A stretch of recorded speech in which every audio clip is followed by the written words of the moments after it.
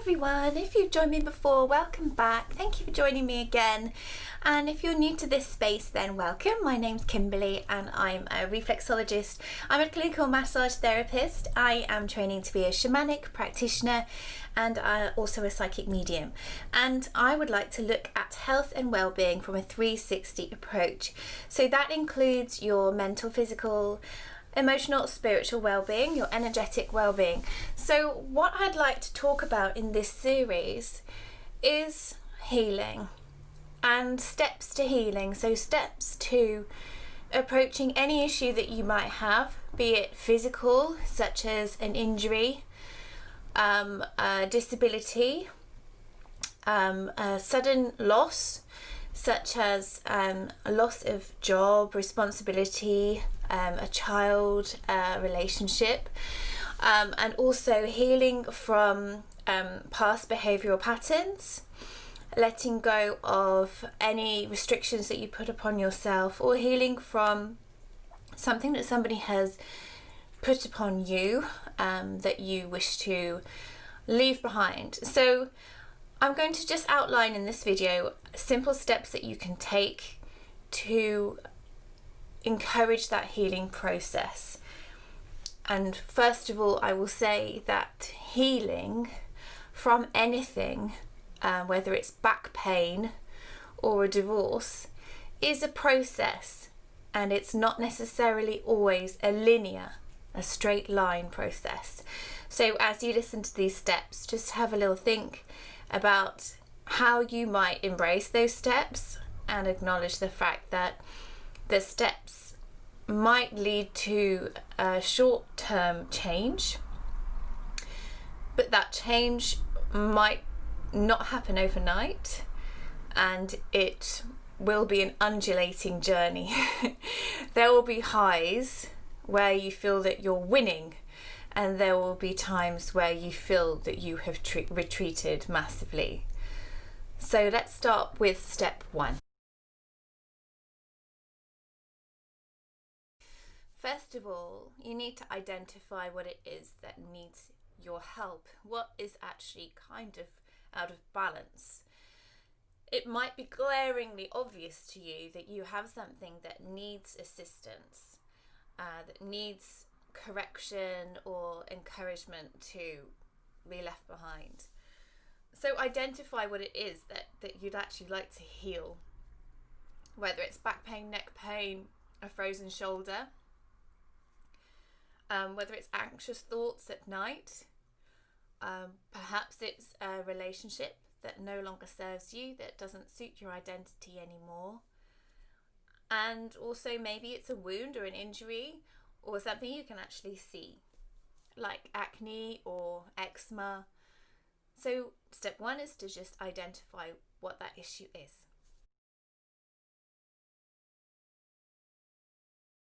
So the second step to healing in the early stages is to enlist the help of somebody that you trust into your life to help you see alternative ways of dealing with the issue that's in front of you.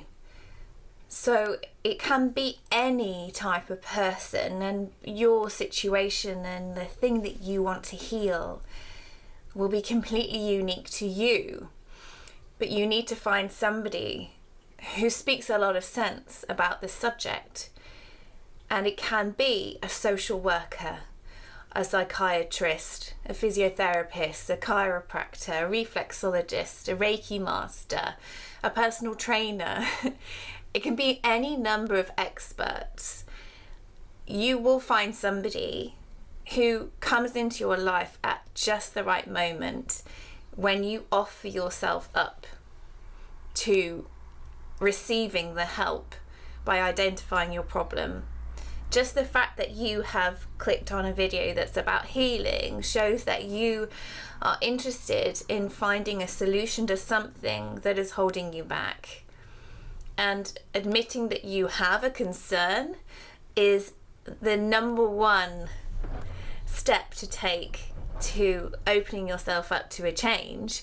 And the number two comes when you're saying that you have an issue there will be somebody that comes into your life that will help you. So lots of us end up having mentors in life, and the reason we have mentors is because they offer that 360 perspective on our lives, our characters, our issues, and it's almost as if there is a helicopter that flies over our neighbourhood. And when you're in this helicopter with this mentor, you can see not just your house, but you can see the fields around your house. You can see the road networks around those fields. You can see buildings you didn't even know were there. So it's having that higher perspective, gaining a higher perspective over the issue through the help of a mentor who has a different set of eyes, a different set of life experiences that will enable you to go up in that helicopter and look down on your problem and help find you a solution. And as a wellness practitioner, as a therapist, I have at least 6 of these mentors that I can call upon, and they are mentors that have helped me through anything from grief to sprained shoulder to developing certain skills. So you will have eventually a network of people that you can call upon for lots of different things that extends beyond your friendship group and into like a professional little huddle of people to guide you through anything that causes a roadblock in your life. So the third step, because you've initiated this process, you've acknowledged that you have a problem, you've found somebody, you've reached out to somebody and asked for help. The third part of this, which is possibly the most crucial, is even if we end up finding somebody and we sit on their couch or we pick up a phone and we've got that conversation going, so tell me what the problem is. What's been bugging you? You have to be vulnerable in this moment and actually lay yourself out to somebody else.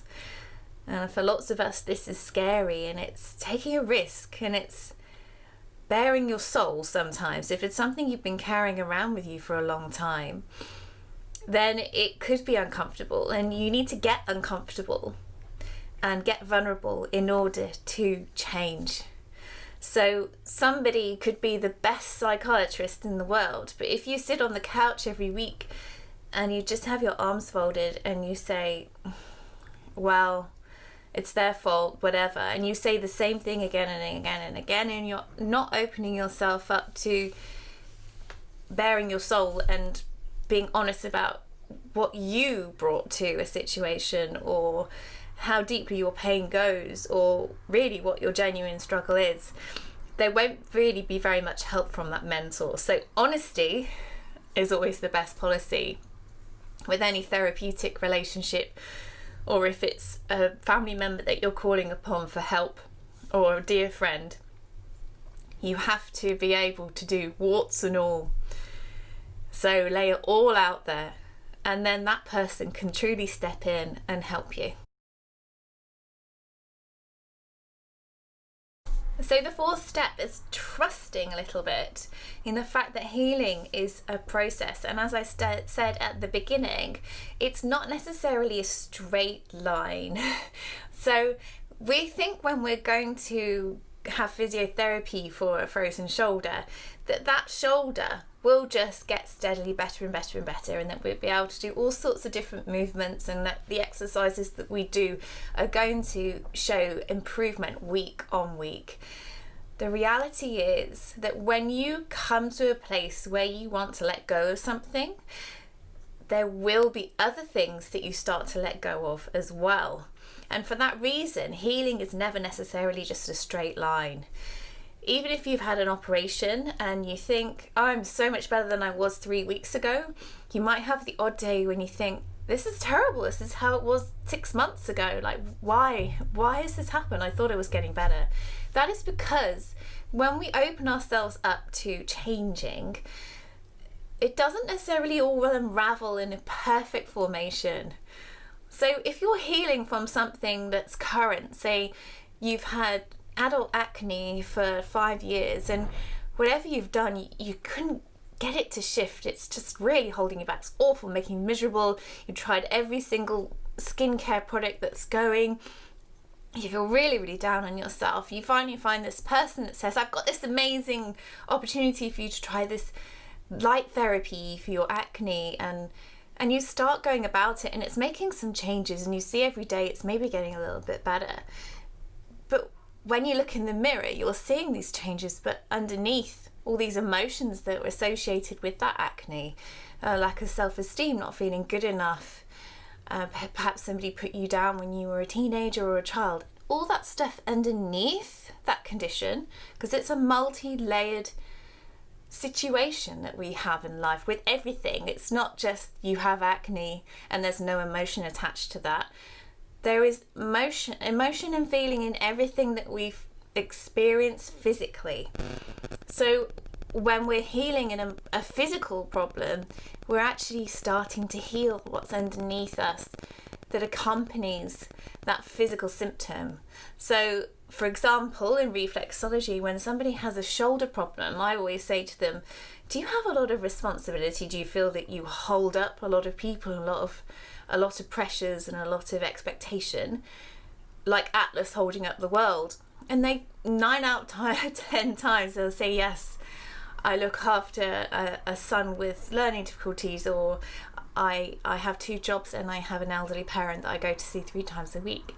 So the shoulder is about responsibility. So there is always an emotional underpinning. So have an expectation that healing won't be a straight line, that it will be an undulating road, and that's all part of the journey. And so part of that journey in that undulating road, it's going to have some peaks and some troughs, right? So we've been in lockdown now for 7 weeks, and many of us will actually be doing healing without realizing it, because we're being more present with ourselves. We're not rushing around the place. We're not tending to a million different tasks in one go. So we're all doing natural healing at the moment. And I think this has possibly for some people really highlighted the need for self-care, for that inward attention. So whether it's because you started exercising more now, that you're starting to support your own healing process, or because you're choosing to eat properly because you can't go and get fast food anymore, you will probably actually be doing self-care things without realizing it. But when we make a mindful choice to choose to put ourselves first, especially when we are knowingly trying to heal from something, whether it's physical, mental, emotional, situational, if we highlight that need for self-care, if we prioritize putting ourselves first on every level, then that healing process is going to be supported and reinforced. So what do I mean by that? I mean that the healing process itself is tiring.